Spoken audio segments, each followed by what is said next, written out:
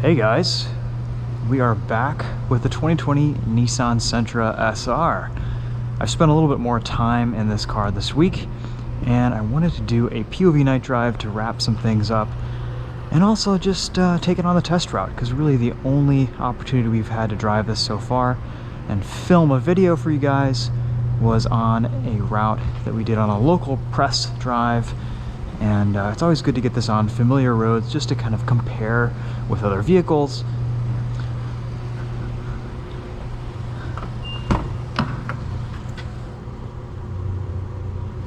I'm still quite surprised by this new Sentra.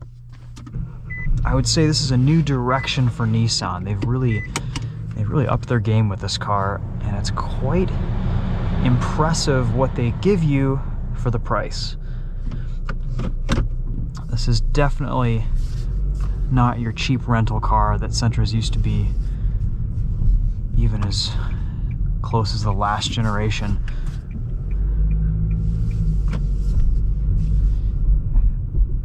We have some really nice features, some amazing suspension technology, and steering technologies along with traction control systems, trace control systems. All these things add up to a pretty dynamic and unique driving experience. For me, that's kind of one of the highlights. And the rest of the car just comes together as a really nice overall package. It's really fuel efficient. I've been getting about 35 miles to the gallon in combined driving this whole week. Maybe a little bit less, but this can easily get 37, 38 miles to the gallon on the highway, going 70, 75 miles an hour all day long, which I think is pretty impressive. The CVT drives awesome. It's really smooth. You barely notice this engine is running most of the time.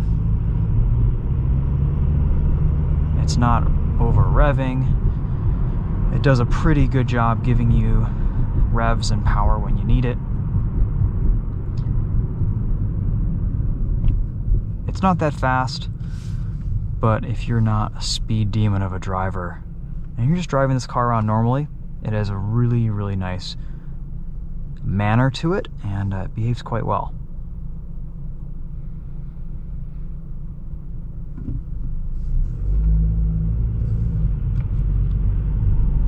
I've been using the radar guided cruise control all week. That's great. I wish it would resume speed from a stop. Instead it just gives you a beep and lets off the brake when you come to a complete stop, but otherwise it works perfectly. It's a really nice system. I don't feel like it's over braking or over slowing all the time. And it's something that I can use and kind of put a little bit of trust into, just to take some of the fatigue off of driving in traffic and normal everyday situations.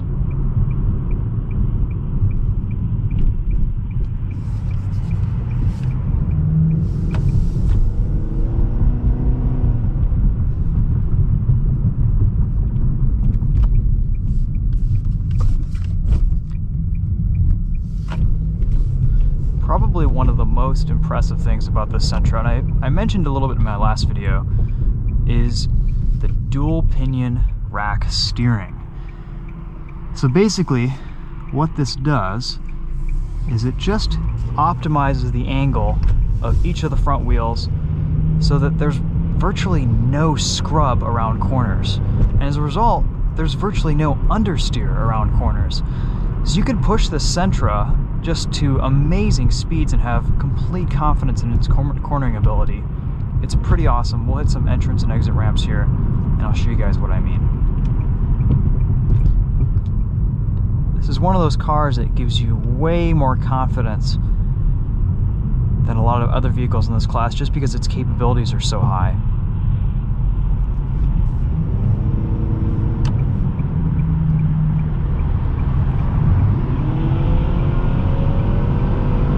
And it has a little bit of pickup. I mean, I would say this is ample power. It's not underpowered like the Subaru Crosstrek.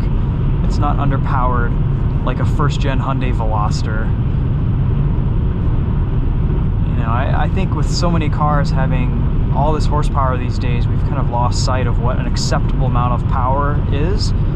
And this puts it down nicely. It's not too heavy of a vehicle. It's only about 3,000 pounds.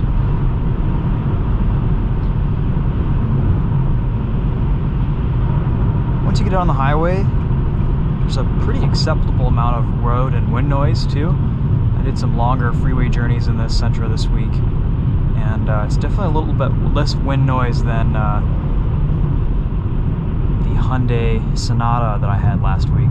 And just look at this amount of grip around these corners. It's pretty amazing what this car can do around the bends. I'm going to leave all the traction and stability control systems on, and we'll hit this one at a little bit more speed up here. You still get a little bit of that rubber band effect with the CVT when you're kind of mid-throttle.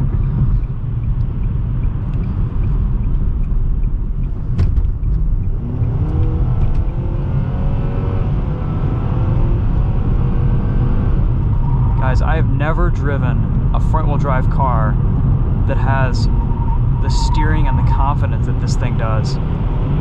It's really pretty amazing.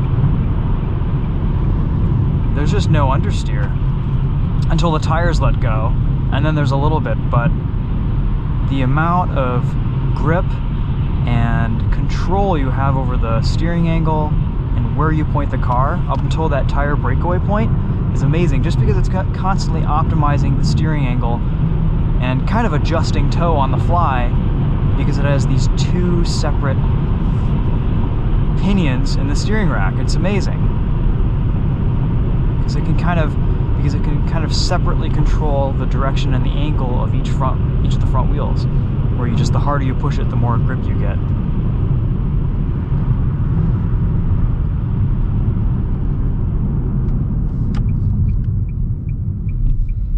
And there's decent brake feel. The ride control's quite nice. For the class, this is definitely one of the more premium feeling smaller compact sedans. I'd be really curious to see what Nissan ends up doing with this platform, whether they introduce a turbo or a manual transmission or something, another sporty variant. This platform is really promising just in stock form. And if Nissan also uses this technology in their other vehicles in a performance application, something like this would be pretty cool.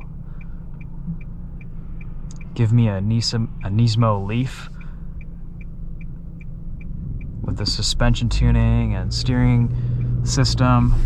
It'd be a force to be reckoned with, that's for sure. Let's do one more corner and just show you guys again what this thing can do. Because for me, that's really the highlight here.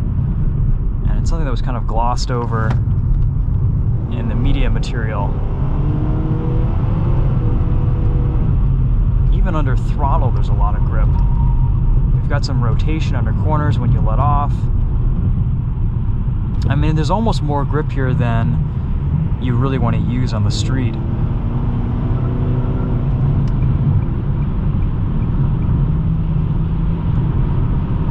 Anyway, you guys get the idea.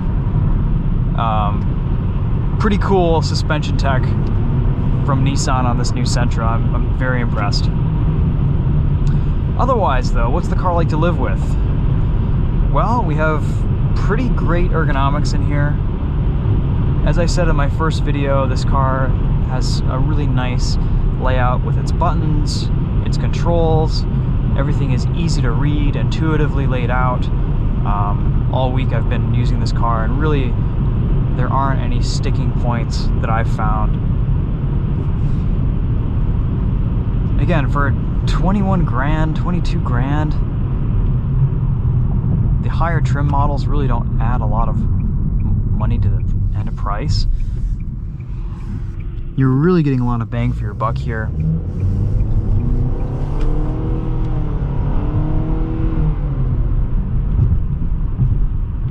And for a CVT, it actually drives quite well.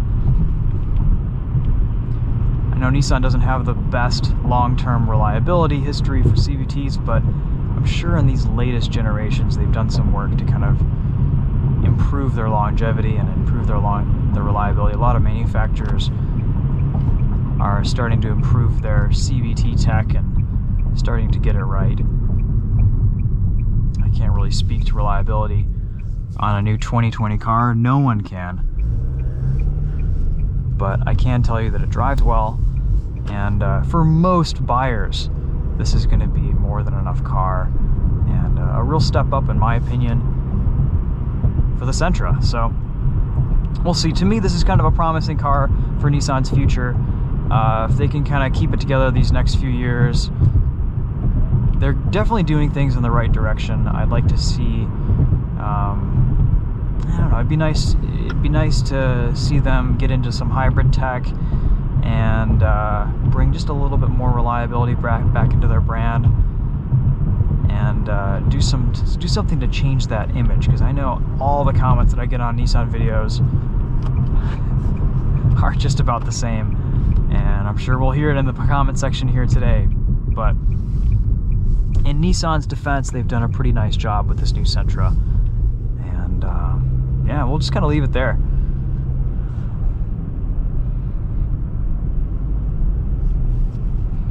When you're just tooling around, the revs kind of just sit below 2 grand. And you really don't get a lot of engine noise. This is almost kind of as close to an electric car as far as powertrain smoothness as it gets with internal combustion engines.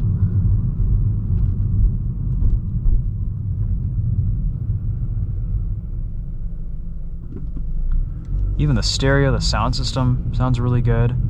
We did a sound test in the last video, and for the class I'm really impressed with it. No real complaints. It doesn't feel like they cheaped out on the speakers and the audio quality.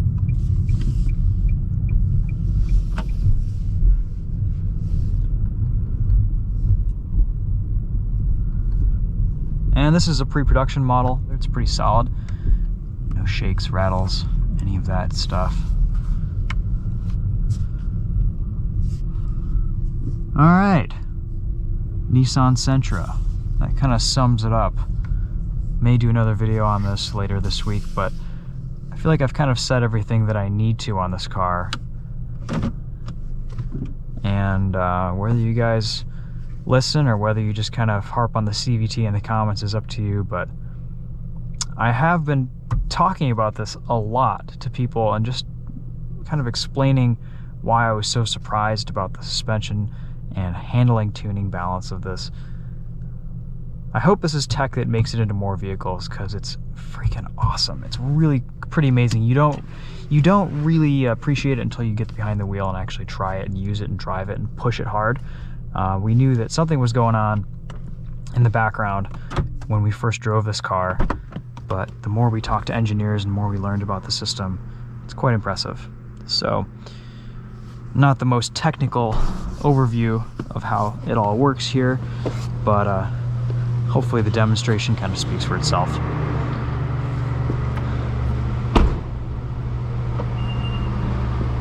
Sharp looking car in this color too.